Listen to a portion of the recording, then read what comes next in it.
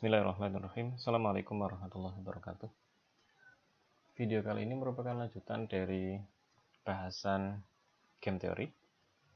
Sebelumnya kita telah membahas variasi 1, 2, dan 3 dalam tipe permainan two-person zero-sum game. Kita ingat bahwa variasi 1 diselesaikan dengan dominated strategy atau dominant strategy. Variasi 2 diselesaikan dengan minimax criterion.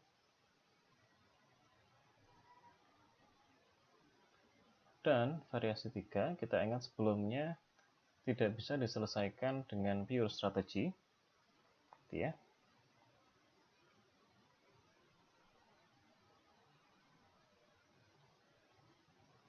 Dan akan diselesaikan menggunakan yang kita sebut dengan mixed strategy. Artinya apa? Kalau yang pure strategy, misalkan yang bermain politisi gitu ya, politisi dengan pure strategy dia bisa memilih entah itu strategi 1, 2, atau 3. Dia hanya milih salah satu strateginya saja. Tetapi kalau dengan mixed strategy, tidak bisa pemain itu memilih salah satu yang dia kehendaki, tidak bisa. Untuk memperoleh keseimbangan, maka pemain itu memilih strategi berdasarkan proporsinya.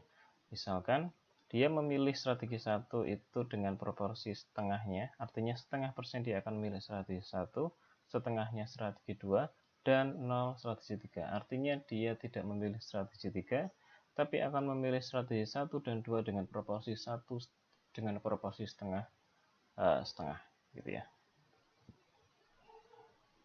Oke. Mixed strategy itu diselesaikan apabila kita dihadapkan pada game atau permainan yang tidak memiliki saddle point. Kita ingat bahwa saddle point itu terjadi ketika minimax sama dengan maximin. Berarti tidak ada saddle point, artinya minimax itu tidak sama dengan maximin. Setiap pemain menetapkan distribusi probabilitas untuk serangkaian strateginya. Tadi sudah kita singgung di sebelumnya bahwa di mixed strategy ini masing-masing pemain itu menetapkan proporsi probabilitas dari strategi yang dia pilih. 1 misalkan setengah, 2 setengah, dan ketiga 0. XI merupakan probabilitas pemain 1 akan menggunakan strategi I. YC probabilitas pemain 2 akan menggunakan strategi J, di mana M dan N itu merupakan jumlah dari strategi yang tersedia. PIJ merupakan payoff apabila pemain 1 menggunakan strategi murni 1 menggunakan strategi murni I dan pemain 2 menggunakan strategi murni J. Kita sebut ada istilah V, itu merupakan payoff untuk kondisi optimalnya. Oke. Kita bisa menyelesaikan problem mixed strategy ini dalam dua metode. Pertama adalah metode grafis, kedua bisa kita selesaikan dengan metode linear programming, atau nanti untuk linear programming kita bisa menggunakan simplex gitu ya, atau kita bisa menggunakan software seperti Solver, Lingo, atau yang lain. Ya. Pada solusi grafis, kata kuncinya adalah bisa kita gunakan apabila jumlah salah satu strategi pemainnya itu jumlahnya ada 2. Jadi jumlah strategi pemainnya itu salah satu ya, bisa pemain 1, bisa pemain 2 itu adalah 2.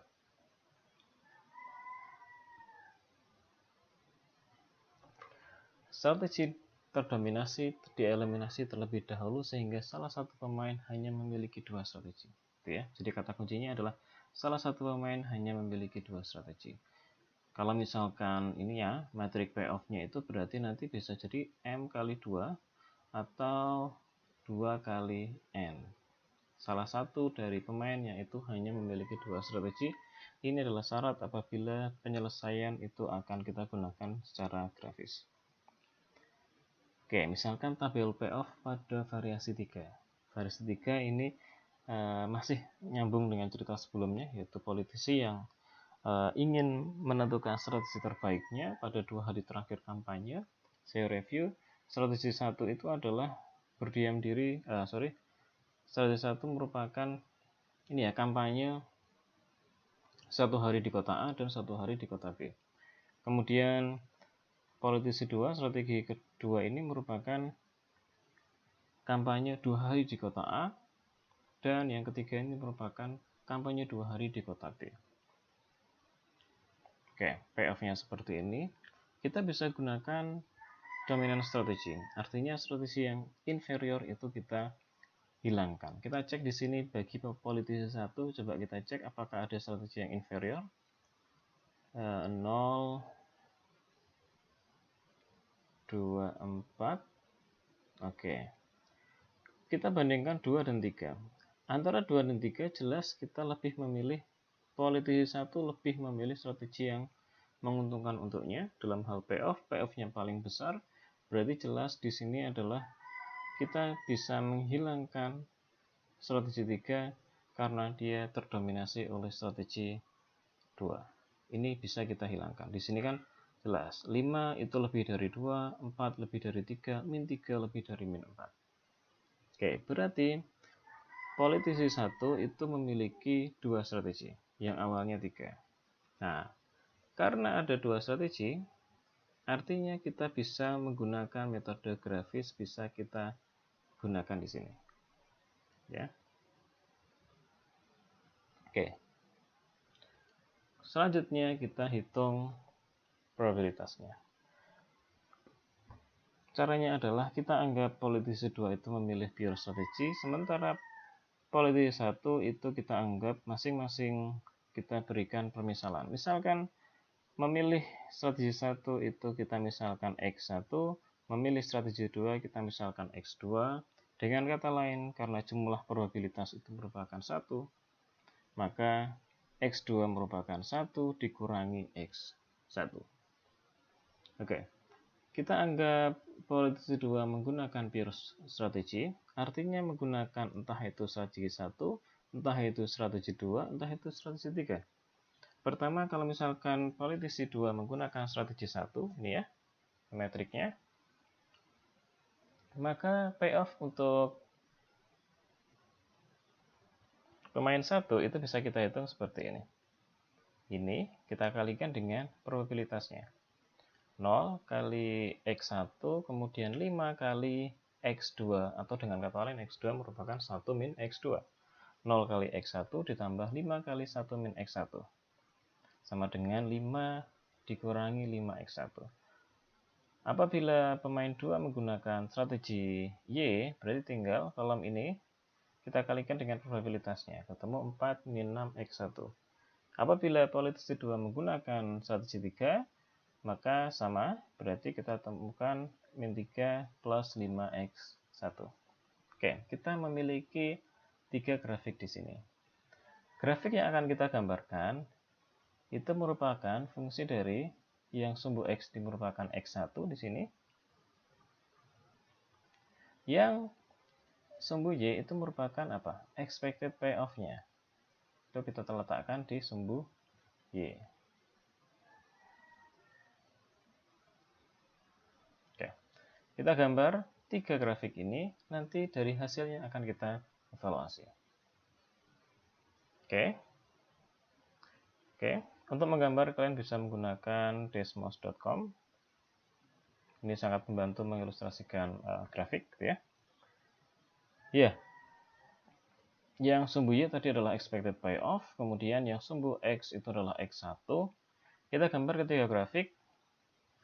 Ini yang pertama 5 min 5 X1 warna biru, kemudian 4 min 6 X1 warna merah, dan min 3 plus 5 X1 itu berwarna hijau, gitu ya. Langkah pertama kita gambar. Kemudian selanjutnya kita evaluasi dari gambar ini. Oke. Pemain 1, pemain 2 itu bersifat rasional. Jadi asumsi dari game teori bahwa pemain itu bersifat rasional itu berlaku di sini. Sehingga kalau misalkan bermain 2 bersifat rasional, dia akan memilih strategi yang memberikan keuntungan paling rendah bagi pemain 1. Ya. Ini adalah grafik payoff untuk pemain 1. Ya. Artinya di sini kita bisa lihat di sini bahwa bagi pemain 1 yang paling menguntungkan itu adalah yang warna apa ini? Merah gitu ya. Karena apa? Karena dia paling tinggi gitu ya. Ingat, sumbu Y itu merupakan payoff-nya. Berarti ini kan dilihat di sini bahwa merah itu lebih tinggi daripada biru dan hijau gitu ya. Artinya apa? Artinya bagi pemain 1, grafik warna merah ini merupakan yang paling menguntungkan gitu ya. Paling menguntungkan sudut pandangnya adalah bagi pemain 1. Sementara pemain 2, dia itu kan bersifat rasional. Dia tidak ingin pemain lawannya itu mengambil keuntungan yang banyak darinya. Apa yang terjadi? Berarti yang warna merah ini itu secara tidak langsung merupakan paling merugikan bagi pemain 2. Karena dia paling merugikan, maka pasti pilihan grafik yang merah ini itu tidak mungkin dipilih oleh pemain 2. Pemain 2 akan memilih strategi, pure strategi, entah itu grafik warna biru di sini, entah itu di hijau ini. Karena kenapa juga? Grafik warna merah dan warna biru pada suatu ketika dia itu expected payoff-nya itu negatif. Ini kan negatif ya.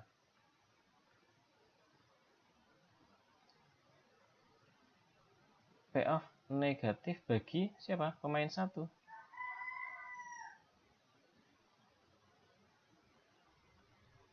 Artinya apa? Negatif bagi pemain 1 artinya adalah dia itu yang positif bagi pemain 2. Ingat, kita menggunakan zero sum game di sini. Keuntungan yang diperoleh pemain A itu merupakan kerugian yang dikeluarkan oleh pemain B. Zero sum game. Oke, sedangkan bagi pemain 1, nah ini. Berarti pemain 2 tadi akan memilih ya, entah itu yang warna biru, ini ya, atau yang warna hijau. 2 grafik itu. Sedangkan bagi pemain 1, ketika dihadapkan pada 2 kondisi itu, maka dia akan memilih strategi itu yang memaksimalkan expected value minimumnya. Apa itu maksudnya? Kalau kita bandingkan di sini, berarti tadi kan pemain 2 akan memilih strategi hijau dan biru. Kalau kita lihat di sini, maka ada titik perpotongannya. Ini merupakan titik yang equilibrium bagi keduanya. Bagi pemain 1, titik ini merupakan titik maksimumnya. Ya. Berarti bagi pemain 1 dan pemain 2, titik ini merupakan titik keseimbangannya. Dan ketika dipilih di sini, maka kondisinya adalah kondisi yang stable. Sudah stabil. Jadi, setelah kita gambar, kita tentukan strategi mana yang tidak dipilih, dan kita cari di mana sih titik perpotongannya. Karena titik perpotongan itu merupakan titik yang istilahnya keseimbangan bagi kedua pemain tadi. Oke, titik perpotongannya dibentuk dari mana? Dibentuk dari grafik yang berwarna hijau dengan yang berwarna biru. Hijau itu adalah yang min 3 plus 5x1, dan yang biru itu adalah 4 min 6x1. Perpotongannya sehingga ketemu x1 itu sama dengan 7/11. Tadi ingat bahwa x2 itu merupakan 1 min x1. Berarti x2 itu merupakan 1 min 7/11, atau dengan kata lain, x2 adalah 4/11. Sehingga value of the game-nya itu merupakan, kita masukkan lagi, X1 ini ke dalam grafik, sehingga ketemu value of the game-nya adalah 2,11. Kita dapat informasi apa di sini? Pertama adalah X1 sama dengan 7/11, X2 sama dengan 4/11, dan V sama dengan 2/11. Kita keep dulu ini. Nanti akan kita bahas setelah kita hitung yang selanjutnya. Oke. Titik maksimin pemain 1 diperoleh ketika pemain 2 memilih pure strategi 2 dan 3. Kita ingat bahwa tadi pemain 2 itu tidak memilih strategi 1 karena itu tidak menguntungkan bagi dirinya. Sehingga perlu ditentukan kemudian strategi mana yang dipilih oleh pemain 2. Caranya sama, tinggal kita tentukan probabilitasnya. Probabilitas pemain 2 milih strategi 1 itu 0. Kenapa? Karena tadi tidak milih strategi 1. Berarti ada dua pilihan, entah itu strategi 2 atau strategi 3. Misalkan di sini strategi 2 itu Y2 dan strategi 3 karena jumlah probabilitas itu merupakan 1 berarti 1 min Y2. Oke, caranya sama. Kita cek tadi di sini Y1 sama dengan 0 artinya itu tidak dipilih, dan ketika kita menghitung untuk politisi 2, maka politisi 1 kita anggap ini merupakan pure strategi. Oke, berarti ada dua kemungkinan, pure strategi yang untuk pemain 1 itu ketika X1 dan ketika strategi 2. Caranya sama, berarti di sini adalah tinggal yang ini kebalikan dengan yang tadi ya, dikalikan dengan yang di sini. Berarti 0 kali 0 ditambah min 2 kali Y2 di sini, ditambah 2 kali 1 min Y2. Ingat, Y3 sama dengan 1 min Y2. Berarti ketemu 2 min 4 Y2. Hal yang sama juga dilakukan ketika pure strategi yang kedua untuk posisi 1, berarti di sini adalah 5 kali 0, 4 kali Y2 ditambah min 3 kali 1 min Y2. Ketemu min 3 plus 7 Y2. Apa yang kita lakukan setelahnya? Tadi sudah kita dapat informasi bahwa untuk mencari titik minimax gitu ya, pemain 2 adalah minimax, itu merupakan perpotongan dari kedua grafik tadi. Grafik yang pertama di sini, ini grafik yang kedua, perpotongannya di mana? Itu merupakan titik keseimbangannya. Kita cek di sini perpotongannya adalah pada Y2 sama dengan 5/11. Kemudian kita masukkan jadi ketemu Y3 sama dengan 6/11, dan value of the game-nya itu merupakan probabilitas tadi saya masukkan ke grafik ketemu 2/11. Kita dapat informasi di sini Y2 sama dengan 5/11, Y3 sama dengan 6/11, dan V sama dengan 2/11. Apa yang bisa kita simpulkan? Sebelumnya juga ada probabilitas, tapi untuk X1, X2, dan X3. Di sini probabilitasnya adalah untuk Y2, Y3, dan V. Apa itu?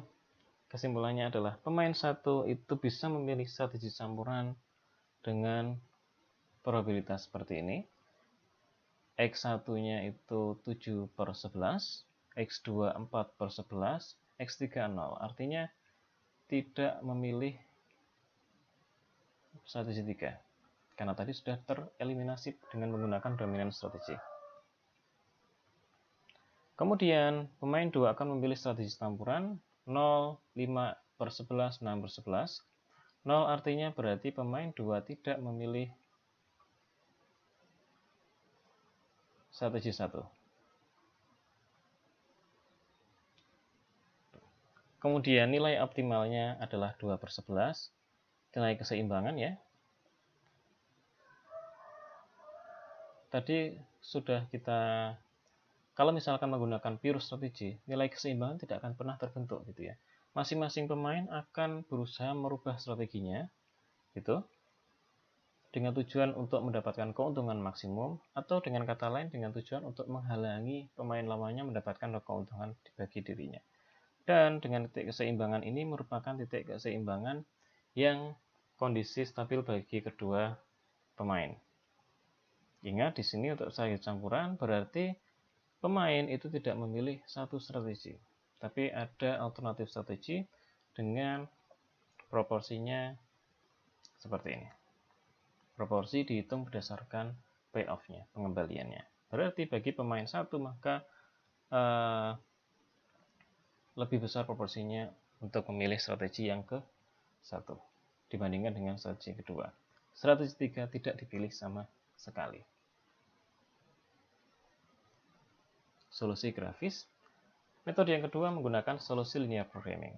Kita ingat di linear programming di mata kuliah optimisasi sudah sering kita bahas, kita bisa menyelesaikan menggunakan metode grafis. Kalau misalkan 2 dimensi gitu ya. Atau kita bisa menggunakan simplex gitu ya. Tapi dalam perhitungan kali ini saya tidak akan mengajarkan menggunakan simplex, tapi saya akan menggunakan software yaitu Lingo untuk membuat ilustrasi penyelesaiannya. Anda bisa menggunakan simplex, Anda bisa menggunakan solver atau menggunakan Lingo atau software yang lain. Oke. Linear programming dapat digunakan apabila alternatif strategi itu ada 2 atau lebih. Berarti metrik payoff-nya itu MN. Sedangkan yang grafis tadi itu salah satu pemain harus 2 strategi. Kali ini tidak. Oke. Model linear programming untuk pemain satu seperti ini. Maximize x m plus 1 min k dan seterusnya. Ada fungsi pembatasnya, ada ini jumlah probabilitasnya sama dengan 1 dan ini merupakan ini 0 ya, non-negativity constraint. Dan untuk pemain 2 fungsi matematisnya seperti ini. Silahkan nanti diikuti terlebih dahulu. Dan saya akan langsung contoh yang sebelumnya. Oh ya, sebelumnya di sini ada K ya tadi. Apa itu K di sini? K merupakan konstanta yang digunakan untuk membantu perhitungan di sini agar didapatkan solusinya. Jadi apabila nilai maksiminnya itu positif, maka K sama dengan 0. Apabila maksiminnya negatif, maka K lebih dari sama dengan nilai maksimin. Oke, saya langsung ke ilustrasi. Oke, ini contoh variasi 3 tadi. Apa yang kita lakukan di sini, Anda bisa mengeliminir salah satu strategi yang terdominasi atau tidak, juga tidak masalah. Kalau kita eliminasi, maka perhitungan kita akan semakin mudah. Gitu. Kalau di sini saya tidak mengeliminasi karena saya akan menggunakan software untuk penyelesaian linear programming-nya. Di sini kita cek mana tadi kan K itu kan perlu mempertimbangkan titik maksiminnya kan. Jadi kita cek di sini maksimin value-nya adalah min 2 dan minimax value-nya adalah 2. Kita ingat tadi kalau misalkan nilai maksiminnya itu negatif, maka K dari mutlak dari nilai maksiminnya. Nilai maksiminnya itu min 2, berarti mutlaknya adalah 2. Kita bisa menggunakan K itu 2, 3, 4, dan seterusnya. Di sini saya menggunakan K sama dengan 3. Oke, setelah itu saya buat model matematisnya. Saya tinggal ikuti bentuk umumnya. Xm plus 1 artinya adalah X4 min 1. Di sini kan M itu merupakan jumlah strateginya. Bagi pemain 1, politisi 1, strateginya jumlahnya adalah 3. Di sini adalah M plus 1, berarti 3 plus 1 sama dengan 4 di sini. Tadi K adalah K adalah, ini kan tadi nilai K-nya ya, sama dengan 3, kita gunakan. Kemudian di sini, P11X1. P11 itu merupakan payoff ya. Payoff dari strategi 1 dan untuk politisi 1 dan strategi 1 untuk politisi 2. X1 itu merupakan probabilitasnya. Berarti di sini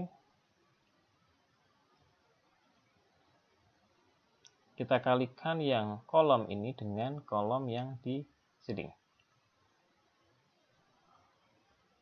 0 kali X1, 5 kali X2 ditambah 2 kali X3 dikurangi X4 lebih dari sama dengan 0. Yang bawah juga sama, min 2 kali X1, 4X2, 3X3, dan seterusnya. Kemudian kita buat untuk bahwa probabilitas total antara X1, X2, X3 sama dengan 1 gitu ya, karena jumlah probabilitas sama dengan 1. Selanjutnya kita buat untuk pembatas non-negativity constraint, bahwa X1, X2, X3 itu lebih dari sama dengan 0. Tidak ada probabilitas yang negatif tadi. Ini untuk politisi yang kedua atau pemain kedua. Ini pemain 2 ya. Caranya sama, hanya kita balik. Ya. Berarti di sini yn plus 1, n tadi adalah jumlah strategi untuk politisi 2, berarti y4 min 3. Kita kalikan antara kolom yang ada di sebelah sini, baris sebelah sini dengan baris yang atasnya. 0 kali y1 min 2 kali y2, 2 kali y3 dikurangi y4, dan seterusnya. Yang bawah juga seperti itu. Kita buat untuk penjumlahan probabilitasnya dan constraint untuk non-negativity. Oke, kita sudah ada modelnya untuk pemain 1 dan pemain 2. Apa yang kita lakukan? Anda bisa menggunakan simplex ya. Anda bisa menggunakan solver, Excel ya. Anda bisa menggunakan Lingo. Saya di sini menggunakan Lingo ini. Menggunakan Lingo Anda bisa download gitu ya, kemudian masukkan, Anda bisa dapat student version ya. Kita masukkan fungsi tujuannya. Ini untuk pemain 1 ya.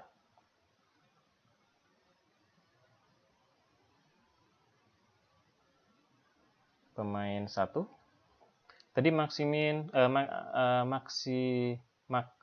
ya, maximize X4 min 3. Ada fungsi pembatasnya tadi, ada 1, 2, 3, 4, ada non-negativity constraint. Setelah itu kita running dan ketemu hasilnya seperti ini. Yang kita baca di mana? Yang kita baca adalah yang di kotak sebelah sini. Ya ini. Informasi di sini adalah ada X4, X1, X2, dan X3. X4 itu merupakan nilai gamenya, the value of the game-nya. Nilainya adalah 0,1818182. Itu merupakan 2/11. Ya. Kemudian mix strateginya ada X1, X2, X3. X1 adalah 0,6363. Itu kalau bentuk pecahannya adalah 7/11. X2 itu adalah 0,36, bentuk pecahannya adalah 4/11. X3 di sini 0. X3 tidak dipilih. Hasilnya sama seperti penyelesaian grafis tadi. Kemudian untuk pemain kedua, caranya sama, tinggal kita input di Lingo, kemudian kita running, dan ketemu hasilnya adalah seperti ini. Dan kita dapatkan bahwa Y4 itu merupakan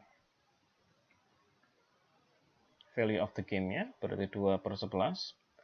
Mix strateginya adalah Y1, Y2, Y3, Y1-nya 0, Y2-nya 0,45 atau dengan kata lain 5/11, Y3-nya adalah 0,54 atau dengan kata lain 6/11. Pengembangan game teori. Oh ya, ini hasilnya sama seperti grafis tadi. Jadi Anda bisa menggunakan metode linear programming apabila jumlah strateginya itu lebih dari 2. Kalau Anda ingin gunakan grafis, maka harus dilakukan dominant strategi, strategi yang inferior dibuang hingga tersisa 2 strategi saja. Pengembangan game teori. Bahasan materi ini dikhususkan untuk tipe game 2-person zero-sum game. 2-person jumlah personnya ada 2, jumlah pemainnya ada 2, gitu ya. Yang berkompetisi ada 2. Zero-sum game artinya adalah tadi, keuntungan yang diperoleh itu merupakan kerugian yang dikeluarkan oleh si pemain yang kalah tadi. Jadi net winningnya itu sama dengan 0. Gitu ya. Ada yang dapat misalkan di game odd and even gitu ya. Ada yang dapat, kalau dia menang dapat $1 gitu ya. Yang kalah apa? Kurang 1. Plus 1 dikurang 1, 0. Atau net winningnya sama dengan 0. Sumnya itu sama dengan 0. Namun penelitian menggunakan game teori telah banyak berkembang, mempertimbangkan kompleksitas dari tipe game. Jadi dunia nyata itu kan kompleks gitu ya, bahwa misalkan ada persaingan bisnisnya itu tidak hanya 2 perusahaan, tapi 3 perusahaan, 4 perusahaan, dan seterusnya. Strateginya tidak hanya terbatas 1, 2, 3, tapi bisa jadi tidak terbatas. Kemudian ada bukan zero sum game, tapi ada tidak perlu zero sum game gitu ya. Itu juga mungkin gitu ya.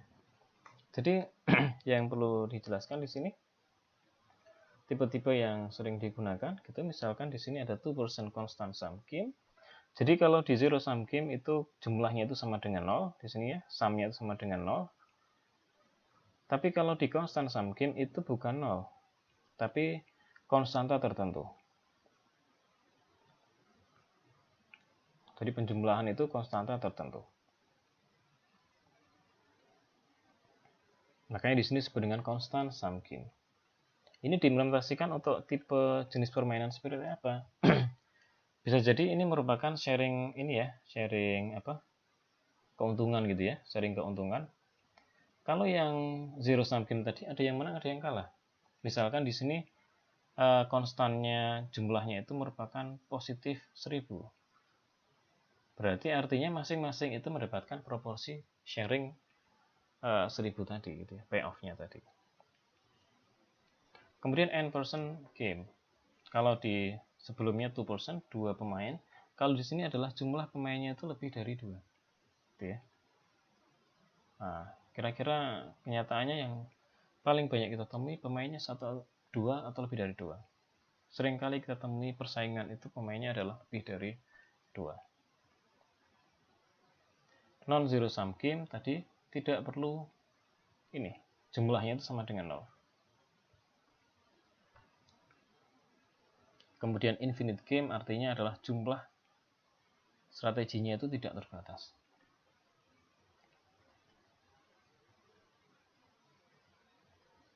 Ya. Oke, Anda bisa menggunakan banyak buku referensi untuk mempelajari ini. Atau kalau misalkan ingin mengikuti penelitian terbaru, Anda bisa mengecek di jurnal-jurnal ilmiah. Di sini di materi ini saya menggunakan referensi dari Hillier Lieberman, gitu ya, buku Operation Research yang sangat terkenal. Silahkan Anda membaca di situ, latihan-latihan di situ untuk mempermudah pemahaman terkait dengan game teori. Oke, sekian, terima kasih. Assalamualaikum warahmatullahi wabarakatuh.